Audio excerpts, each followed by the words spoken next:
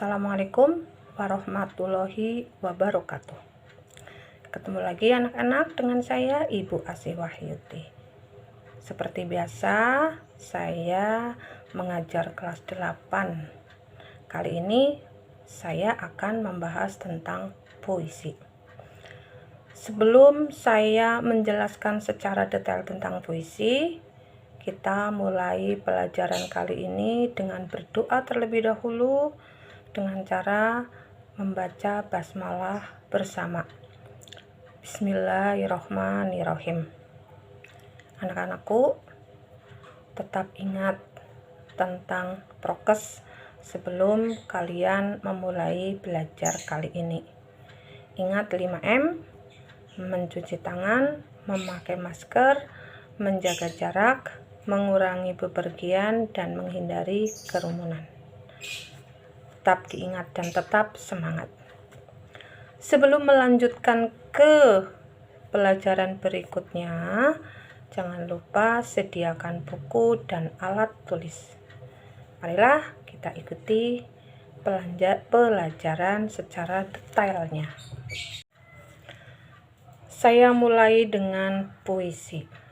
Apa itu puisi? Nah, puisi sering disebut dengan istilah karangan yang terikat. Kenapa disebut terikat? Karena di dalam menulis puisi itu ada beberapa aturan yang harus diikuti, seperti adanya baris, adanya rima, adanya diksi, dan lain sebagainya.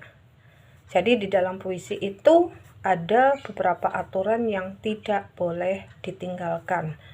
Selain itu juga biasanya juga ada jumlah baris. Nah, sebelum melangkah ke berikutnya, saya akan membahas tentang unsur-unsur puisi terlebih dahulu. Unsur puisi dibagi menjadi 2. Yang pertama adalah unsur intrinsik dan yang kedua adalah unsur ekstrinsik. Kita mulai dengan unsur intrinsik puisi. Unsur intrinsik puisi atau unsur pembangun puisi ada 2. Yang pertama adalah unsur lahir, yang kedua adalah unsur batin. Untuk unsur lahir puisi ada yang pertama adalah tipografi. Apa itu tipografi? Tipografi adalah bentuk perwajahan puisi. Kalau kalian sering menulis puisi dalam bentuk paragraf, dalam bentuk bait, atau dalam bentuk lurus, atau dalam bentuk miring, nah itulah yang disebut perwajahan atau tipografi. Jadi secara kasat mata atau yang sering kita lihat, tipografi adalah bentuk tulisan atau cara kalian menuangkan tulisan dalam buku. Itu namanya tipografi. Yang kedua adalah diksi. Diksi sering juga disebut dengan istilah pilihan kata. Supaya puisi kita terkesan indah, menawan, enak didengar, atau enak dibaca, maka pilihlah kata-kata yang bersifat khusus. Contoh, kata matahari mempunyai padanan kata atau sinonim sang surya, sang fajar. Ada juga yang melihat raja siang. Nah, kalian bisa menggunakan istilah-istilah tersebut atau kata-kata tersebut untuk tujuan keindahan. Kalau kita menggunakan kata matahari terkesan biasa, tapi cobalah kita ganti dengan kata sang surya atau raja siang. Nah, itu akan timbul sebuah pertanyaan, apa sih raja siang? Apa sih sang surya? Nah, disitulah letak keindahan sebuah puisi. Atau bisa juga karena kita melihat persamaan kata yang dipakai. Makanya ketika kita membuat puisi, kalian juga perlu memperhatikan diksinya atau pilihan katanya. Kemudian yang ketiga adalah imaji. Imaji itu imajinasi. Nah, bagaimana kita membangun imajinasi supaya apa yang ada di dalam puisi itu menimbulkan imajinasi yang luar biasa pada pembaca atau pendengarnya. Oleh karena itu, dalam membuat puisi kita harus mementingkan kata-kata indah supaya terbangun sebuah imajinasi yang juga diharapkan antara penulis dengan pembaca dan pendengar sama.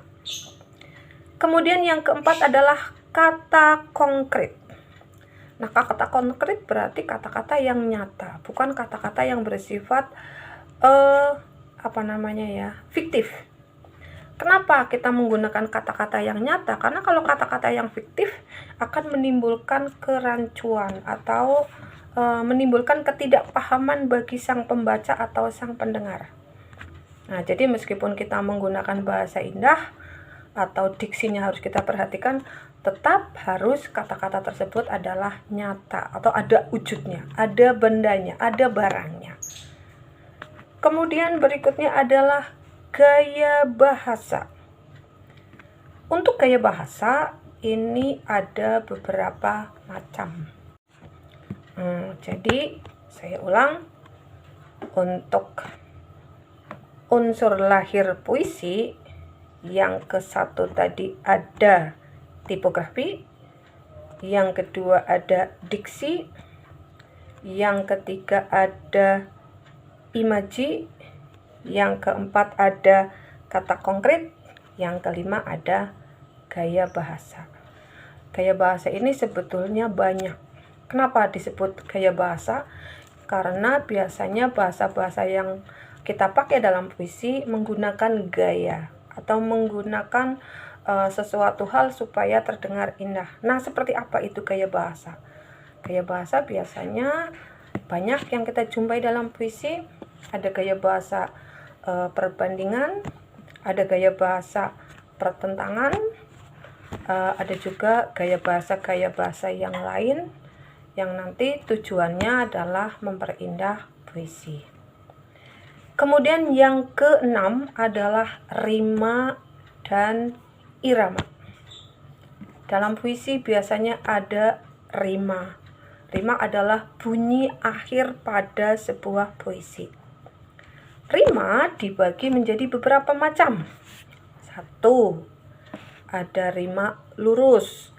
Biasanya puisi tersebut menggunakan akhir atau bunyi akhir sama. Sering menggunakan huruf A. Kemudian yang kedua, rima silang. Namanya saja sudah silang. Berarti baris pertama sama dengan ketiga, baris kedua sama dengan keempat. Makanya disebut silang atau sering menggunakan istilah rima AB. Kemudian ada rima kembar. Nah, rima kembar ini biasanya 2 baris sama, 2 baris sama.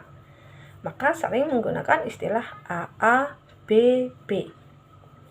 Kemudian ada rima berpeluk. Nah, namanya saja sudah rima berpeluk. Baris pertama sama dengan keempat, baris kedua sama dengan ketiga.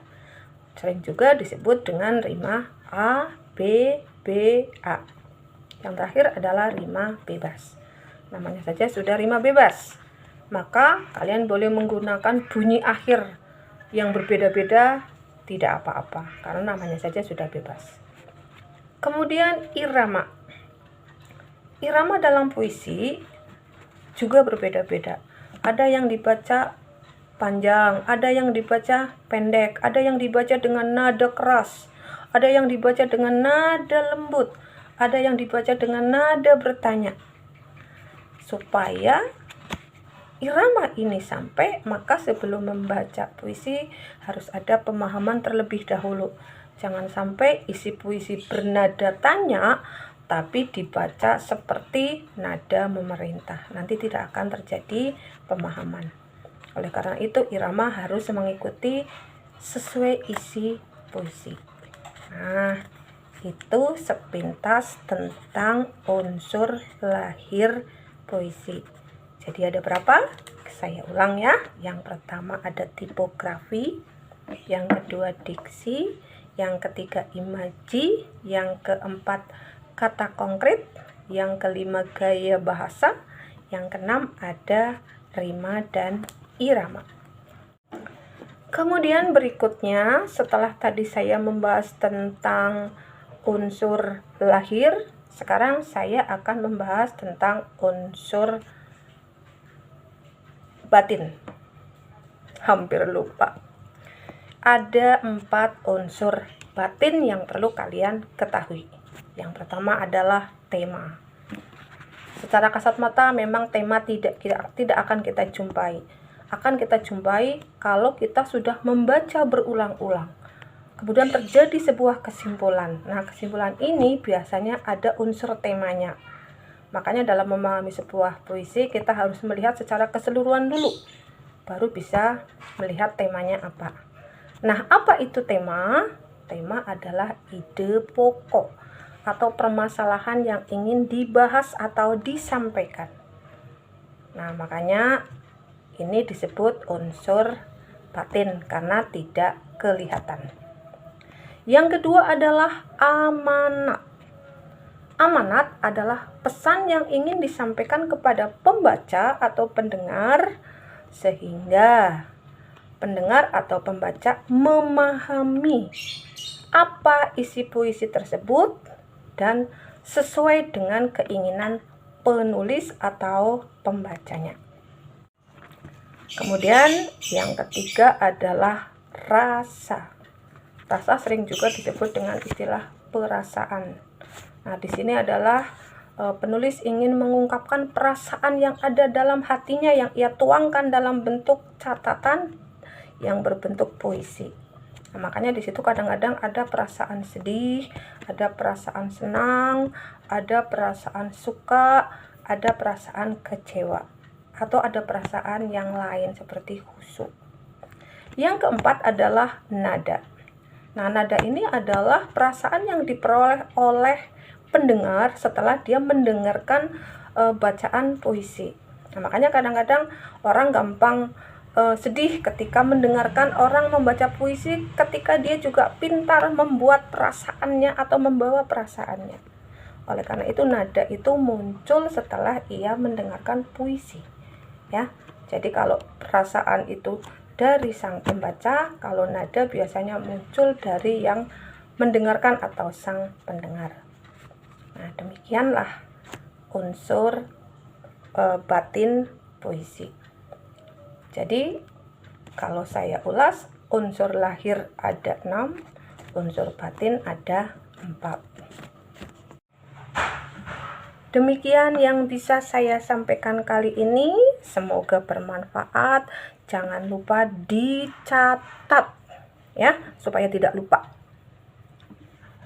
Terima kasih bagi kalian yang sudah memperhatikan.